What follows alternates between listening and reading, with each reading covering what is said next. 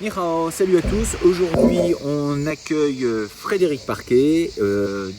C'est quelqu'un qui fait partie de l'école Lanne Longue du Lin. Bonjour Fred. Et merci beaucoup d'avoir accepté de te prêter au jeu. Je le fais. Fred, en fait, ça fait un petit moment. On va le laisser se présenter. Ça fait un petit moment qu'il est dans l'école. Moi, je le connais depuis un petit moment quand même. Et puis, en fait, ce qui est intéressant ici, c'est il va nous parler un petit peu de sa pratique, mais surtout aussi de ce que ça lui a apporté dans son autre pratique, qui est une vraie passion également, puisqu'il est chanteur, compositeur, musicien. Il a fait des albums. Donc, c'est intéressant, c'est de voir un petit peu les synergies qu'il peut y avoir entre ces deux mondes qui paraîtraient parallèles, mais qui en fait se rejoignent. En fait, on va le laisser s'exprimer un petit peu. Voilà. Déjà, dis-nous un petit peu comment tu es arrivé dans cette pratique déjà. Alors, ça remonte quand j'étais étudiant en fait, 18-19 ans. J'avais toujours voulu pratiquer les arts martiaux. C'était un truc. Grâce au film Ouais. Alors là, c'était Kwai Chong Caine. Ouais, voilà. Comme faut. On est pas mal dans Petit ce cas-là, je crois. Ouais. Et puis, j'étais étudiant à Poitiers et il y avait du Kwan Kido. Donc, c'était Pham Xuan Tong, tu vois, donc vietnamien. J'ai fait ça 3 ans avec un monsieur qui s'appelait Isidore Garcia, très bon professeur. Et donc après j'ai terminé mes études, je suis revenu sur Angoulême. Je voulais faire de l'aïkido, j'ai vu un cours et puis bon, j'ai pas accroché. Alors pour diverses raisons que je vais pas développer. Et ma sœur pratiquait le tai chi chuan. Et puis elle m'a dit viens voir et tout. Alors tu vois. Sortait quand même de. Bon, c'était le Kwan Kido, c'est quand même. C'est quand même assez dur. C'est des écoles quand même. C'était hyper dur, tu vois. Une position bien basse. Position très physique, énormément de foncier et tout. Bon, le tai chi chuan, j'avais vu ma soeur pratiquer, tu vois. Je vais aller voir, mais bon. Déjà avec un a priori en fait. Carrément. Un petit peu, carrément. Et puis, c'est souvent le cas, hein, Et puis, tu vois, j'avais des problèmes de dos à l'époque. Et écoute, j'ai pratiqué le premier cours. J'ai eu un flash, quoi. Ça m'a vraiment plu, quoi. D'accord. Avec le background, tu vois, externe quand même. Hein. Si j'avais déboulé là tout de suite, je pense que j'aurais pas accroché. Et j'ai continué avec un monsieur qui s'appelle Claude Jean Mougin, des années. Donc j'ai fait du tai chi chuan. Qui a été aussi élève de Georges d'ailleurs. Voilà, ils se connaissent bien. Ils ont fait l'école française de tai chi chuan. Élèves, je sais pas. Je crois, il me semble qu'ils ont des connexions en tout cas. Ils ont des connexions, mais ils ont créé l'école française. Ah voilà, d'accord, ok. Voilà. Ils se connaissent depuis longtemps. Les élèves aussi entre eux se connaissaient bien. Moi j'ai découvert Georges du coup avant d'entrer chez Lanne Longue du Lin, un stage d'épée avec Wang Yenyen, qui était le maître du Steliang là que je pratiquais. Voilà, j'ai fait ça pendant longtemps. Et après, tu vois, j'ai déménagé sur Bourges. J'ai ouvert une petite asso et puis je faisais que des stages. Bon, ça a fini par vivoter, tout ça. J'ai fait du style Shen, de Tai Chi Chuan avec Philippe Raffort, un super pratiquant qui est décédé, hélas, maintenant. Et puis voilà, j'ai arrêté la pratique pendant quelques années. Et puis je m'étais dit, je voulais m'y remettre. Je voulais faire de l'externe. Je voulais me remettre à l'externe parce que le souvenir finalement de mes débuts était toujours là, quoi. Ça m'avait marqué, quoi. Ça ancre, c'est comme une drogue un petit peu qui une empreinte qui reste. Et voilà, c'était toujours là, quoi. Il y avait ce besoin. Je me suis dit, je vais pas faire compliqué, je vais faire du karaté. Je vais à Vierzon, je vais au dojo, et qui vois-je Freddy. Freddy Fercourt. Que vous avez découvert dans une autre vidéo d'ailleurs. Voilà, on lui passe le bonjour d'ailleurs. Et puis j'ai dit, oui. Alors il y avait le karaté, c'est pas le karaté, mais c'est les racines, tu vois. Et en plus, il y a le fond vietnamien aussi dans l'école. Voilà, j'ai dit c'est ça. Voilà, je vais faire ça. Je vais pratiquer ça. Et puis je suis avec vous depuis tout ce temps-là. Et tu peux nous rappeler l'année plus d'une quinzaine d'années. Je suis dans l'école, facile, Et donc en parallèle, il y a la musique. La musique, une grande histoire d'amour, une histoire qui t'accompagne. Depuis longtemps, Alors, tu vois, il y a eu des périodes, puisque après les arts martiaux, là, j'ai fait de la musique vers 15-16 ans, tu vois. J'ai une formation classique de piano. Mais c'est intéressant, d'ailleurs, j'avais du mal à me détacher de cette formation, tu vois. Parce que moi, j'avais envie de faire, c'était l'époque de la New Wave, tu vois, du post-punk. Et j'avais envie de faire un groupe comme ça. Et j'avais du mal, tu vois. Donc j'ai pris une guitare, et j'ai appris tout seul la guitare. Je ne me suis pas servi de mes connaissances de piano, tu vois. C'est que beaucoup plus tard que j'ai réussi à intégrer des trucs de clavier. mais j'étais pris par la technique. Et le clavier, ça t'est jamais donné l'envie de revenir au clavier ou... Alors après, ça a été plus tard, okay. tu vois. Donc j'ai fait ça, j'ai fait un petit peu de musique tout seul, j'avais un petit 4 pistes et tout. Et j'ai essayé de former un groupe quand j'avais une trentaine d'années à peu près, puis depuis j'ai jamais arrêté. Donc, et ça marche plutôt pas mal, là, ça ouais, décolle là, en ça ce va, moment, hein. Ça va, là. Donc, je vous marquerai les liens si vous voulez découvrir la musique de Fred. Je marquerai les liens en dessous, donc vous pourrez voir ça. C'est le nom du groupe, A Movement of Return, avec l'accent anglais. Voilà. Oui, mais c'est indispensable.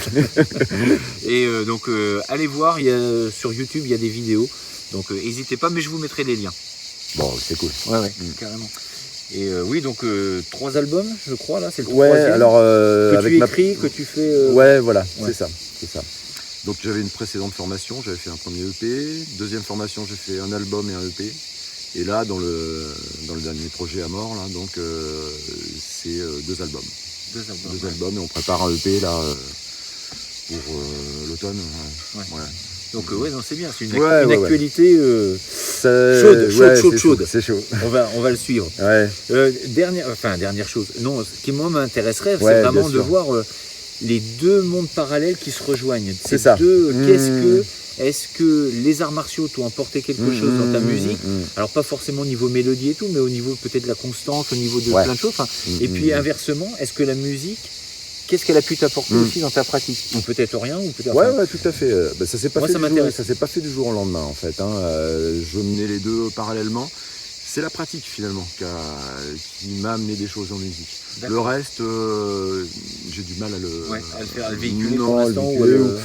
Voilà, mais ce dont je suis sûr, c'est ça. C'est vrai. Alors ça s'est imprégné petit à petit, tu vois. Alors, il y a déjà, tu sais, on parle beaucoup de combat en arts martiaux. Et quand tu composes, c'est une forme de combat. C'est une forme de combat. Ouais. Avec soi. Avec des règles de musique, tu reviens le lendemain, t'écoutes, c'est pas bon, faut reprendre les choses. T'as pris des coups, tu reviens. Voilà. C'est vraiment ça. Ouais. Et puis ça se passe jamais comme c'est prévu, tu vois. C'est comme, le combat, tiens, tu vois, les mecs et tout, comment ça va se passer, on sait pas. Ça se passe jamais. Tu peux te dire, je vais faire ça. La musique, c'est un peu comme ça aussi. Okay. Tu peux avoir dans ta tête une idée de morceau. Alors, de temps en temps, tu sais le truc. Ça va être une base, ça va être quelque chose. Ça arrive que ça tombe comme ça, mais très souvent, tu as ta base et puis il faut que tu lis. Donc, tu as cette espèce de dialectique là, comme ça, entre le truc qui fonctionne et le truc qui marche pas, et puis juste y arriver à un certain réglage. Après, plus de façon, c'est un peu plus tard, tu vois, il y a vraiment, il y a un autre côté, le côté mouvement, c'est pas par hasard le nom du groupe.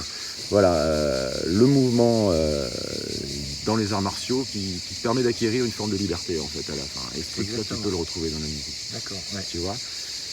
Et après, tu peux même aller un peu plus loin, c'est-à-dire que tu cherches l'immobilité dans le mouvement et le mouvement dans l'immobilité, tu vois. Ça, c'est tu retrouves vraiment. Voilà, et tu retrouves ça aussi en musique, tu vois. Tu peux très bien faire un accord, tu vois, rien faire bouger des petites choses qui vont créer un univers et un gros changement après. Et le contraire, beaucoup de choses, beaucoup d'accords, beaucoup de changements d'accords et tout qui vont finir par créer un truc constant, tu vois. Quelque chose de... Voilà, alors ça m'a nourri, ça m'a vachement nourri finalement. La pratique, tu vois. Donc créativité et puis surtout en fait le fait d'être constant aussi, cette constance dans la musique. La constance, il y a l'effort évidemment, il y a faut y aller quoi, faut y retourner. Parce qu'on ne perce pas comme ça non plus en musique, quoi. Donc s'il n'y a pas cette constance, ça c'est dans le milieu musical, ça c'est clair. Et puis avec soi tout simplement, quoi. Des fois tu sais, c'est un peu comme la pratique quoi. Le studio de musique, faut que j'y aille quoi. Bon voilà, ça c'est des choses quoi qui sont importantes. Dans la pratique, ça m'a quand même apporté. Puis c'est des plans finalement qui se nourrissent. Alors l'un l'autre, tu vois, je suis embêté pour te dire la musique maintenant dans la pratique, comment ça se... Ouais, c'est plus complexe. C'est plus compliqué. Après la créativité, parce que tu vois, on a la chance... ça libère l'esprit. Je sais pas si tu le partages forcément. Dans notre école, quand même, on a cette liberté de créer et de saisir quelque chose, d'avoir reçu un enseignement, et puis de pouvoir s'exprimer. Exactement. Et je pense que ça c'est... Pour moi, c'est essentiel. Je pense que justement, ça libère libère vraiment, voilà, et ça permet peut-être de justement. C'est pour ça que je voulais avoir ton avis. C'est est-ce que ça permet justement de le transposer à d'autres activités? Mais moi, j'en suis absolument persuadé.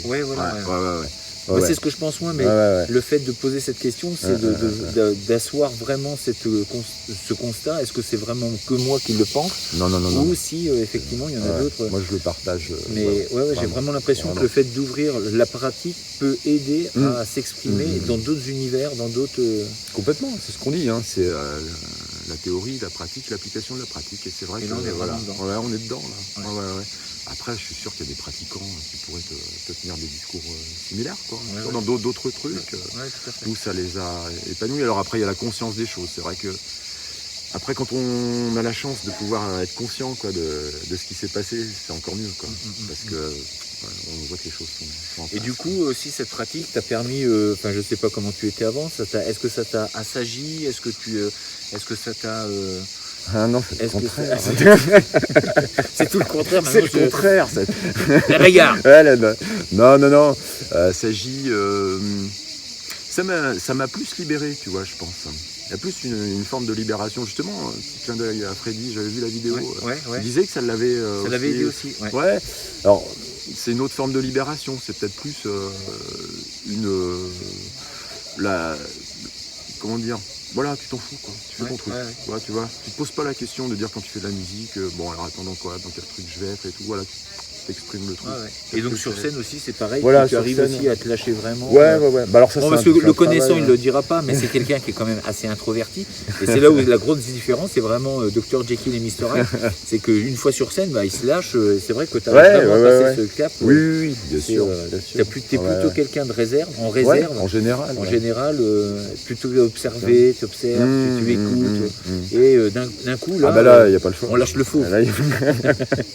Donc là, c'est le côté combat là, sur la scène. Ouais, aussi, bien sûr. Donc voilà, je sais pas si on a fait le tour un petit peu. Donc écoute, qu'est-ce qu'on peut dire un petit peu, qu'est-ce que tu penses de cette pratique, comment toi tu la vois évoluer dans les années à venir, est-ce que ou ta pratique à toi et en général, la pratique en général, c'est un peu compliqué. C'est un peu compliqué. Après, quand on est dans une école, je pense qu'on a de la chance. Moi, je pense qu'on a vraiment de la chance. On a de la chance. Je pense qu'il faut échanger. Ta chaîne, justement, je pense que c'est un bon truc, quoi. Échanger ce qu'on fait, les connaissances qu'on a, en fait, et puis pratiquer. Alors, c'est dur maintenant d'échanger entre pratiquants. C'est assez difficile. Alors, on aurait la tentation de se replier sur nous-mêmes. Nous, on a une école qui fonctionne, on est structuré. Mais nous, on est là. Donc, voilà, si on est venu en Italie aussi, c'est aussi pour voir d'autres gens, tout à fait s'ouvrir, échanger. Si ça pouvait se multiplier, ce genre d'échange, ce serait bien. Puis après, les échanges sont vraiment... justement enrichissant, hein. Puis en plus on a fait hier on a fait une petite soirée qui était mémorable, mais pour le coup on se rend compte que il y a vraiment plein de choses qui peuvent sortir de ça, d'émerger, des barrières qui tombent. Et puis voilà, pour la pratique après, tu sais, j'ai pas trop de recul là-dessus. On serait tenté parfois de se refermer, je pense, sur ce qu'on fait. C'est tentant. C'est tentant. C'est pour ça que ta chaîne, c'est un bon truc. C'est un bon truc d'essayer d'échanger, de donner, d'avoir des retours. Des retours aussi. Se laisser parler aussi sur le truc du moment qu'on pense. Que la pratique nourrisse la pensée quand même. Que des bonnes choses en tout cas. Ouais. Donc longue vie à la pratique, à ta pratique. Oui, à tout. Voilà, et puis on va lui souhaiter plein de bonnes choses pour ses futurs albums. Donc si vous avez un moment, essayez d'aller à ses concerts, allez le voir. Et puis on va lui souhaiter plein de bonnes choses. C'est gentil. Et puis encore merci beaucoup merci à toi, Ludo, pour ce petit interview. Et puis on se dit à très bientôt. Je vous dis à demain pour une prochaine vidéo. D'ici là, restez forts, restez beaux et surtout restez bienveillants. Ça tienne.